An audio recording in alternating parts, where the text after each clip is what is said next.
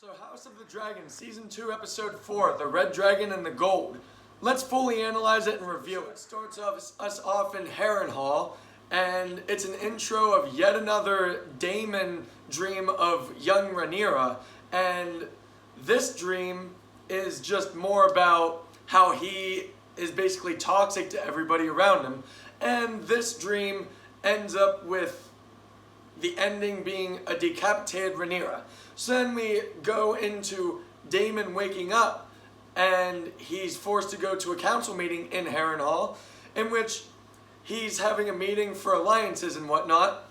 And then we go from that to a ship dock scene where it's a meeting with Rhaenys, with Alan, who, if you don't remember, was the black sailor that saved her husband's life at the very end of last season. It was never shown, but it was always talked about from Alan and everybody. And this scene to me was kind of a little odd. I mean, the dialogue was fine and it was there, but the scene made it seem like Rhaenys wanted to fuck him, even though her husband is literally right there and she's always been faithful to her husband. I don't know, the tone just made it feel like she was very fuckable in the moment. So then after that, her husband interrupts her and they have a conversation about the whole ordeal. And basically it's a conversation about he still shouldn't be trusting people that well no matter what they do for him. So now we go from that scene to King's Landing. And it's Alicent, and this is a scene right after Rhaenyra explained how she misinterpreted King Viserys' last dying words last season, and how Viserys was actually talking about the Song of Ice and Fire, and how that was Aegon the Conqueror's dream, and how he passed that dream off to Viserys, and it was the same dream that Viserys told Rhaenyra of. And it's the Song of Ice and Fire, which, as a smaller recap, it's basically the entire storyline of Game of Thrones, with the whole Night King and everything.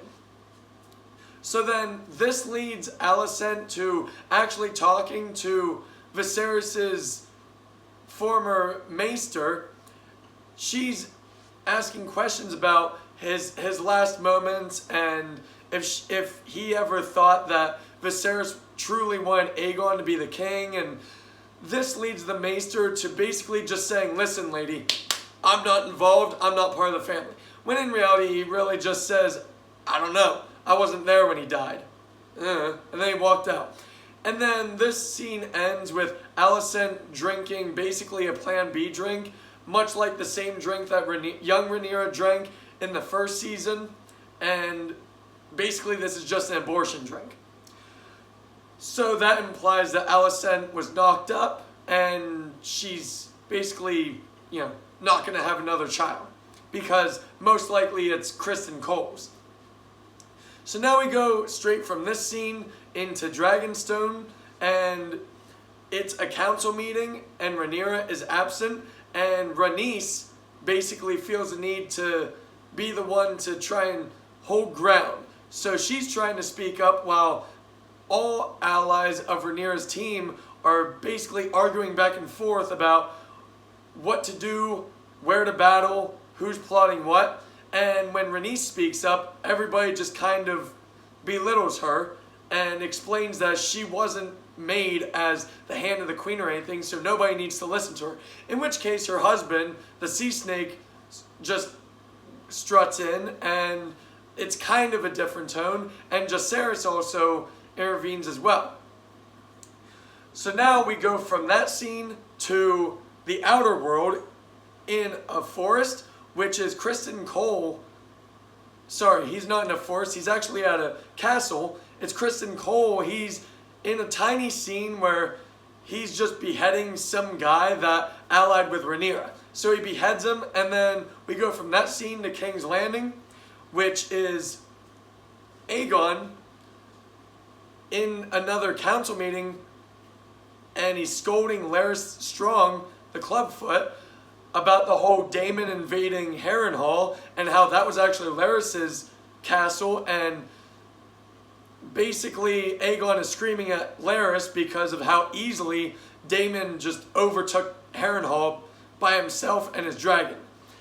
And this leads into Aemon starting to explain all of him and Kristen's plan for battle, in which case Aegon tries to argue with him about how they're conspiring all of these schemes behind his back, behind the king's back. And Aemon, if you don't remember last episode, Aemon was completely humiliated in a brothel because of Aegon. And this was a scene where it was meant to be, this was the very last time Aegon was ever going to belittle Aemon ever again. So, contrasting that scene with this scene plays out with Aemon speaking in Valyrian, and the assumption at the end of this little dialogue is that Aemon did this in Valyrian knowing that Aegon barely knows any of the accent. And it's also presumed that everybody in the council chambers knows the accent, so everybody sees and hears Aegon completely faulting in Valyrian tongue. So that lands Aegon to just kind of letting Aemon and everybody do their own thing while he just storms out, feeling like a little bitch. So now this goes back to Alicent's room. This is Larys Strong visiting Alicent and basically filling her in on everything that just happened. And now we go back to Harrenhal, and it's in the middle of the night. Daemon wakes up and he's actually finding an intruder inside of the castle. So he follows said intruder, and this actually randomly leads to Daemon down in the dungeons or wherever that is, the laundry keep or whatever. And he meets this bastard girl named Alice Rivers. They have a bit of a dialogue which is kind of mixed, whether it's necessary or not. It is, but it isn't. It's just kind of a dialogue of a meeting of two, Daemon and this bastard girl. And I feel like this is going to come into further play later. I read the book Fire and Blood. I don't fully remember Alice Rivers as a character. I do remember the name, but I don't fully remember her character or even this scene for that matter. So this scene ends when she offers Daemon a drink, and it doesn't show him drinking it. All I know is that this scene transitions between him receiving the cup and then him still holding the cup at a council meeting, and that's the transition into the next scene. And this scene is basically just another scene of Daemon forging new alliances and whatnot for an army. So now we go back to King's Landing, and Aegon is actually in a conversation with his mother about everything that's going on and how he's feeling and everything. In which case, his mother finally snaps at him, explaining that everything that the family has done for him and everything was good that made him set and ready to be king. He basically just completely follied everything, getting rid of her dad, replacing him with Criston Cole, who basically knows nothing for strategy other than being a warrior, and just everything that Aegon has done to this point has been utter garbage. So Alicent finally tells him, you want to help, do nothing. And that's how it is left. So Aegon is just kind of left there befuddled. So now we are back in the forest with Criston Cole and company. Criston Cole and Gwaine Hightower, who have a dialogue, but it's more so just showing off Criston Cole's army that was hinted in the last episode, but he does have, in fact, a full army set and prepared for battle. So it's Criston Cole and Gwaine Hightower. They have a little bit of a dialogue, basically about what their plans are for the war, and if this is really what his thought was for how they were going to prepare for battle. So after that scene, we go back to King's Landing, and it's an agitated Aegon, in which Aegon is just kind of moseying about everything that his mother, Alicent, said to him. Just knowing the fact that nobody takes him seriously. And this is all leading up to Aegon getting his nickname, Aegon the Weak, which is never said yet in the show, but in the book, this is what he's called. In the history of Game of Thrones, he is considered Aegon the Weak. And I really like that they're really fleshing this part out. Aegon tries to act as strong as he can. He tries to be a great family member. He tries to be a good king. But in the end, his emotions always get the best of him. He doesn't realize or understand he's a complete moron. He does all of this shit, not necessarily out of being a bad guy, but just more so that he's just an idiot, and especially considering he works mostly in emotion, so he is very poorly misled. So, all of this, from everybody just looking down on him to Alicent's monologue towards him, this really frustrates Aegon to the point where he's had enough of it. He's had enough of everybody telling him to just stay put. So he storms out and he braces up for war. He gets on all of his breastplate, all of his armor and everything. He sets out with Sunfire, his dragon. So now at Dragonstone, Rhaenyra finally starts to attend the council, and she learns about the plans that everybody was scheming, and she learns about Kristen's beheading scene earlier in the episode, and she also explained to everybody her visit to King's Landing, and more specifically with Alicent, but she did not reveal exactly what they talked about or anything. All she explained was she tried to go there as the best queen that she could be, because her number one priority and duty in being a queen is to protect the realm and prevent war and everything. So she explains as she went to talk to Alicent to see if there was a road to actually have a peaceful end to everything. And now she finally definitely realizes it's nothing but either war or she dies. So this leads some dialogue of Jacaerys to her and how dangerous that was, but Rhaenyra tries to explain that this was a necessary act. So now this leads Rhaenyra into hearing out the battle plans about how they need to help defend their allies' castles. And Rhaenyra offers herself to go with her dragon, in which case everybody completely denies that to be an option because she's the queen. If she dies, there's no war left. And this is coming from her own son, Jacaerys. And Jacaerys actually offers himself up to go with him and his dragon. Rhaenyra explains that that's not a great idea whatsoever. It was good to be a messenger at the end of last season because he was just a messenger. But this will definitely result in war. In which case, Rhaenys offers herself up and realizes she is the absolute only person in this role capable of doing this task. So her and her dragon Meleys, they set out and they prepare to go out. And at the same time, this is a very beautiful transitioning scene for scene. It takes about 5 minutes where it's mostly about Rhaenys and Meleys gearing up for battle at the castle, but it also is a transitioning scene with Aegon and his dragon Sunfire setting out as well. And then it also transitions to Criston and his army gathering. And honestly, this scene is just about the most beautiful scene of the entire episode. So all of this culminates in everybody landing at said castle, and Criston is setting off to invade, and then they all discover Rhaenys and Meleys get there in time, and they start fending off Criston and his army.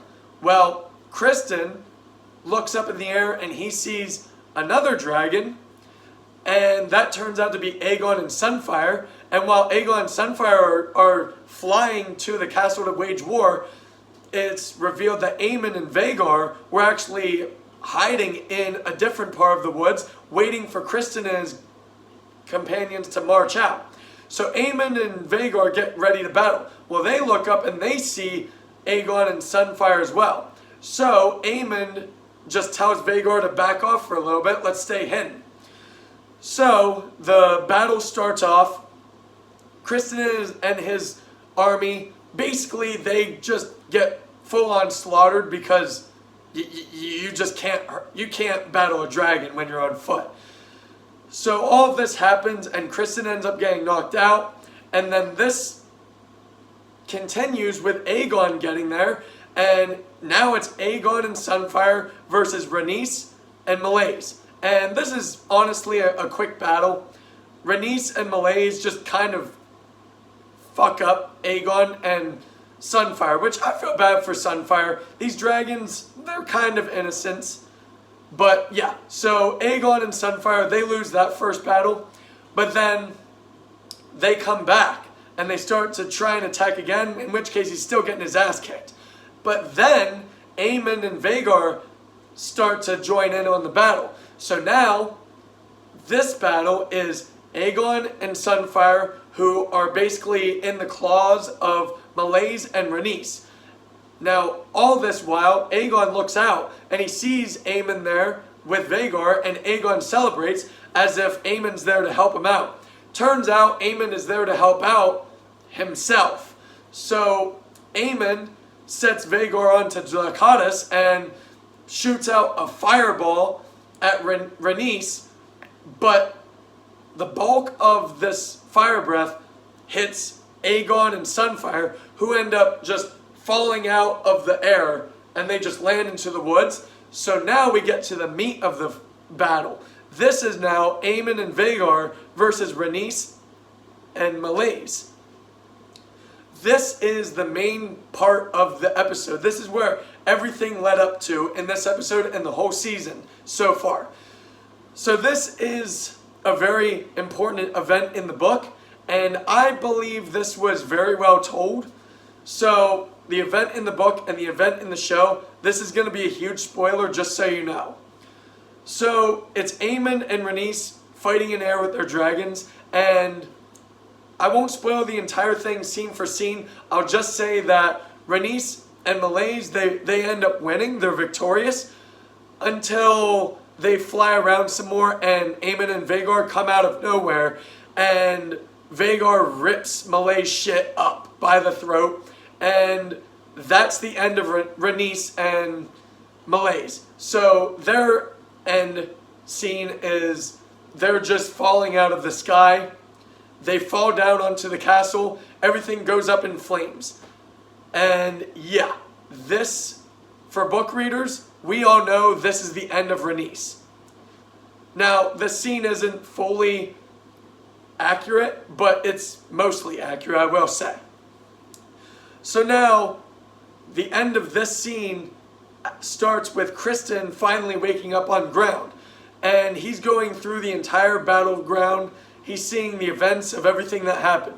Now this episode ends when he runs back into the woods. He sees Aemond, and they are just staring down at a burned up Sunfire.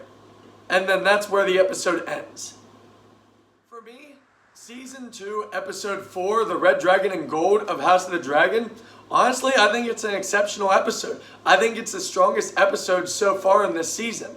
The main reason is because the first couple episodes were about Aegon and Aemond and Aegon's wife Helaena and all the main characters that didn't really have much focus on. They got a lot more character growth in them at the beginning of the season. This episode is a lot more about Daemon and his inner struggles and how he's finally able to be on his own, but at the cost of basically fucking everybody over. Now, Daemon is a very troubled, well-written character. I firmly believe if there's anything in the world that Daemon loved, he truly did love his brother. Honestly, he didn't even love Rhaenyra the way that he's always loved his brother, Viserys. So, Daemon is finally starting to feel it. He's finally starting to feel the emotional heft, even since all the stupid shit he did to his brother, just basically out of attention and wanting to be his own man. But yes, these scenes with Daemon, I truly loved as a character study for Daemon.